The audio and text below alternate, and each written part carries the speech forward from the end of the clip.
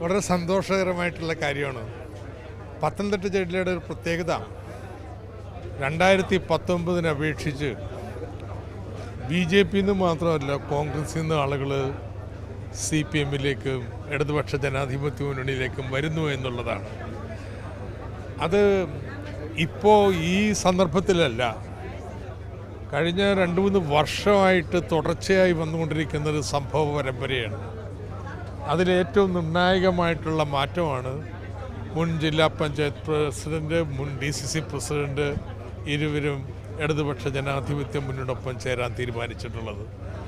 അത് കേരളത്തിൻ്റെ മുഖ്യമന്ത്രി വരുന്ന ദിവസം തന്നെ അത് തിരഞ്ഞെടുത്തതും ഏറ്റവും ഉചിതമായി. മുഖ്യമന്ത്രി ഇവരോട് ഇന്ന് ഇവിടെ വെച്ച് സംസാരിക്കും. വളരെ വലിയൊരു കാര്യമാണ്, വളരെ വലിയൊരു പ്രഖ്യാപനം തന്നെയാണ് ഡോക്ടർ TM തോമസ് ഐസക് ഇപ്പോൾ നടത്തിയിട്ടുള്ളത്.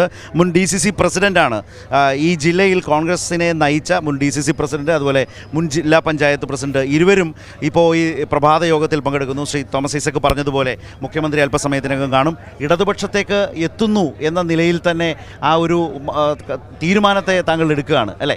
അതെ അതെ അതെ. ഈ മണ്ഡലത്തിൽ 2019 അപേക്ഷിച്ച് മാത്രമല്ല 2021 അപേക്ഷിച്ചും ഇടതുപക്ഷ ജനാധിപത്യ മുന്നണി വിപുലപ്പെട്ടിട്ടേ ഉള്ളൂ, ശക്തിപ്പെട്ടിട്ടേ ഉള്ളൂ.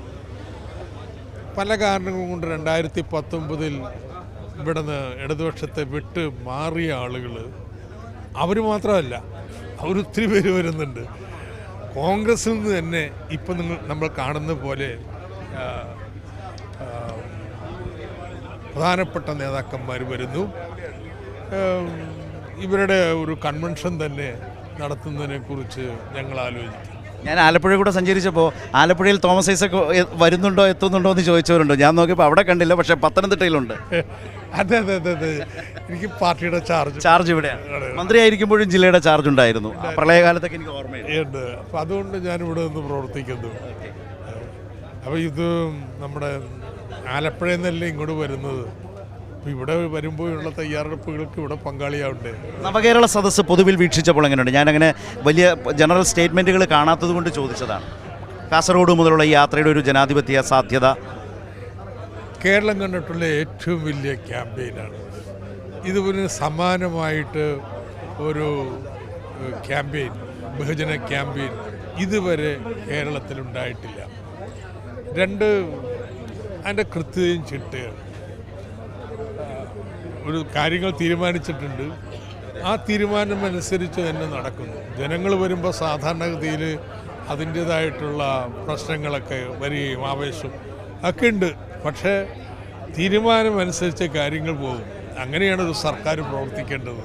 അതിൻ്റെ കൂടി നല്ലൊരു മാതൃകയാണ് ഈ നവകേരള സദസ്സുകൾ സൃഷ്ടിച്ചുകൊണ്ടിരിക്കുന്നത്. അത് ജനങ്ങളും നല്ല തിരിച്ചറിവിൽ എടുക്കുന്നു എന്നാണോ ജനപങ്കാളിത്തം കൊണ്ട് മനസ്സിലാക്കുന്നത് താങ്കൾ? ഏറ്റവും പ്രധാനപ്പെട്ട കാര്യം ഈ നവകേരള സദസ്സ് നൽകുന്നത്, നവകേരളത്തെക്കുറിച്ച് ഉള്ള കാഴ്ചപ്പാട് നേരത്തെ പറഞ്ഞിട്ടുണ്ട്. അതിന് ഏറ്റവും വലിയ തടസ്സം ഈ കേന്ദ്ര സർക്കാരാണ്. പെൻഷൻ കൂട്ടാന്ന് പറഞ്ഞതുപോലെ പെൻഷൻ കൂട്ടും, ആനുകൂല്യങ്ങൾ വർദ്ധിപ്പിക്കും. പക്ഷെ ഒരു കണ്ടീഷനുണ്ട്, കേന്ദ്രത്തിൽ BJP പോയാൽ മാത്രം പോരാ, കേരളത്തിൽ നിന്ന് ഇടതുപക്ഷം പാർലമെൻറ്റിൽ ചെല്ലണം. എങ്കിൽ നമുക്കിതൊക്കെ ചെയ്യാം. ഈ നയങ്ങൾ തിരുത്തണം കേന്ദ്രത്തിൻ്റെത്.